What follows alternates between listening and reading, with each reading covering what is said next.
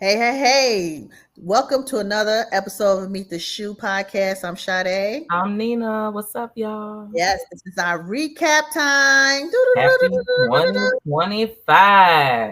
2025, we're rolling right. Right. We want to thank all of our guests that was on our podcast. And Yes, just quite a few of them.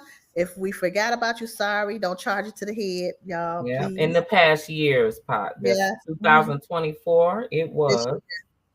Jessica from New York. Hey, Hey, Jessica. Jessica, which she'll be back on her Newark, New Jersey. Newark, New Jersey. Yes. Well, she'll be back on next year with her husband because he Yeah, did get released from prison. yeah. And then Jessica's friend, what was her name? Jazz. Jazz. Yes. Yep, older woman, younger man. Thank you, Mhm. girl. We Yes. appreciate you. Yes. And we want to thank Nicole, Yep, producer, editor, movie filmmaker. yes. Thank you, cousin, for And being she on our show independently independently. Yes. finds that money and gets it in, right? Yes, she did very well. Yep. Let's see And who then else. Camilla, Hello, guys. right? Camilla, yes, we gotta Yes, recap her because she yes, who on found Sunday. her, got her baby out of the CPS system that took her baby Yes, from her here in mhm, Minnesota. She was down there in Houston. We want to yes. thank her. We Thank appreciate you. her for sharing her lovely story, Yes, horrifying story, but baby's back with, amen. Imani's back with her now.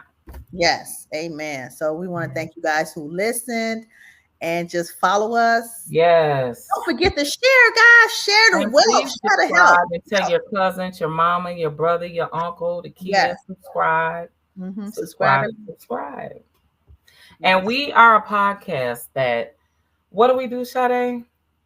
Prison, politics, and entertainment. Hey, and we tap a little bit on, our Everyday personal life life. Yeah. sometimes, our Yeah. friends' personal life Oh, no, sometimes, our right? family members' personal life sometimes, the world's problems The that life. are personal sometimes. Yeah, Yes. we do that We're too. going to talk about We it. get that into. Hmm. Yes. We're gonna gossip a little bit, but with Right. gossip with some facts. Okay. Yeah. And this year we are going more in depth with our daily routine, right? That seems to Yeah. be the thing that everybody wants to know. What's What do we diving into our lives. yeah, what do we do behind the podcast? What are our everyday lives? Yeah. Yeah. Me as the single mommy, Sade as the lovely wife, mommy. Okay. Grown mommy. Okay. But yeah, we Man. thank y'all. We appreciate y'all. And there's big things to come. Yes. 2020, 25. Thank you. Yes. Thank you. Need to Meet the Shoe podcast. I am Sade I'm Nina. and Shackle History Unleashed. So today we're gonna talk about Last 24 hours, yeah. Or the last week. yeah. So right now what we have is Cardswell, nope, No, Dublin. Dublin Federal Prison. Yeah. About 8 women talked about the warden and a couple of guards were arrested by the feds. The feds went and kicked in the door, waving the fofo, and and locked them up. Right. For sexual abuse. SA. Well, in majority of the prisons in the United States and in other countries, it's always sexual abuse. It's always things that are inhumane that happen in the system because there isn't a watchful eye unless the family members on the outside or guards that have quit, make sure that people are being treated like humans, right? Everybody that was in the comments of this story that we were that came across TikTok stated that this is happening all over the US. Right. Officers take advantage of inmates on All a the daily time. basis in men and women prison, right? But this particular prison happened in Dublin, California. Like Which is she a said, federal prison. Yeah, the federal institution. The thing also is that they weren't being accountable at the time, and then inmates, if they tell the family members over the phone, they'll get repercussions of it, right? if they tell the family member on a visit while they're still locked up and the guards get wind of it, then they'll get mistreated while they're still being locked up. Exactly.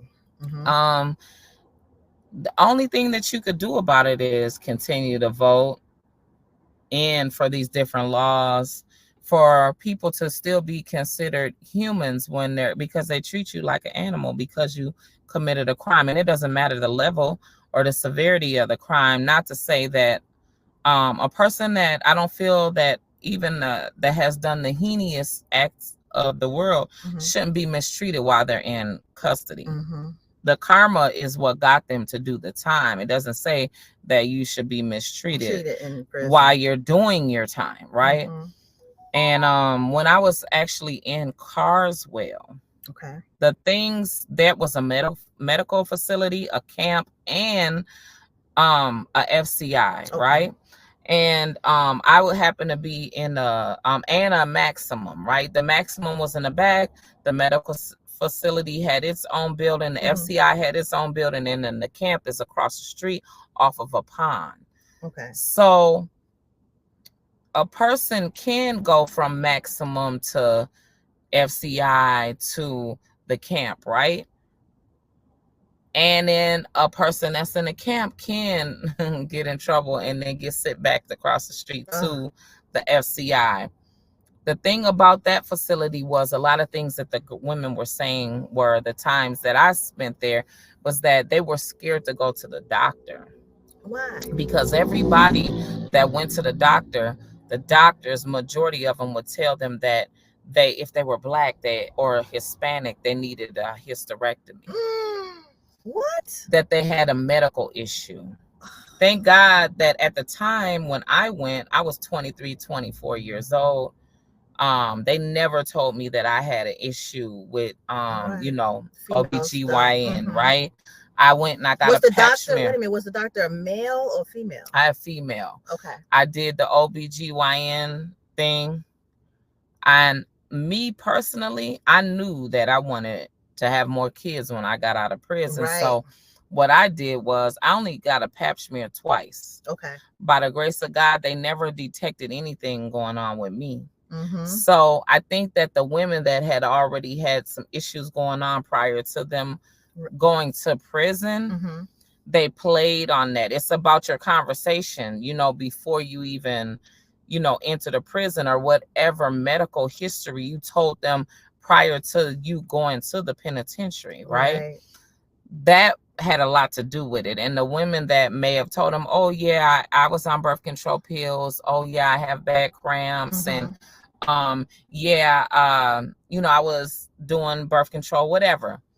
The doctors, you know, they played on that. So I just would hear the girls say they, yeah, you know, crying. They told me that I needed to get a hysterectomy, or they told me that I might have to get some type of surgery, partial and full. And these were young women. That was going on while I was in Carswell. You know, when we were in Shakopee, it was a little different. It was hard to get to the doctor. Oh, it was hard. See? Yeah, that's women wrong in within there. itself. It was women in there with really severe cramps and menstrual pains and anything going on with the uterus, and they'll be like, okay, let's try this alternative first. Let's do this first before you go get surgery. I'm like, wow. And really? Yeah, and one of my friends was like bent over all the time, couldn't even walk. Wow. They'd be like, you got to go to work, and that's just a whole another emotional and mental abuse, you know, making you work and knowing this person is sick. Yeah. You know? Yeah. But she ended up getting a hysterectomy in the system. Okay, yeah. See, that's another thing that they didn't hold you up on that. And it could have been because there's a medical facility that was across the street. So we didn't have to leave off the grounds to go to the doctor. If you had to have a real like big surgery, of course they would take you down the street to the hospital. Yeah. And the thing about that as well is the only women that were like handcuffed to the bed or handcuffed at anything, were you had to be maximum or medium. maybe? Sometimes medium did. The medium would have to be handcuffed to where they would put a coat over their hand and maybe, you know, had their hands in front of them. Yeah. But they wouldn't whatever was in their jacket, if flea was in their jacket, then yeah, they would, you know. Okay. They would have to be tied to the police officer. Right, right. One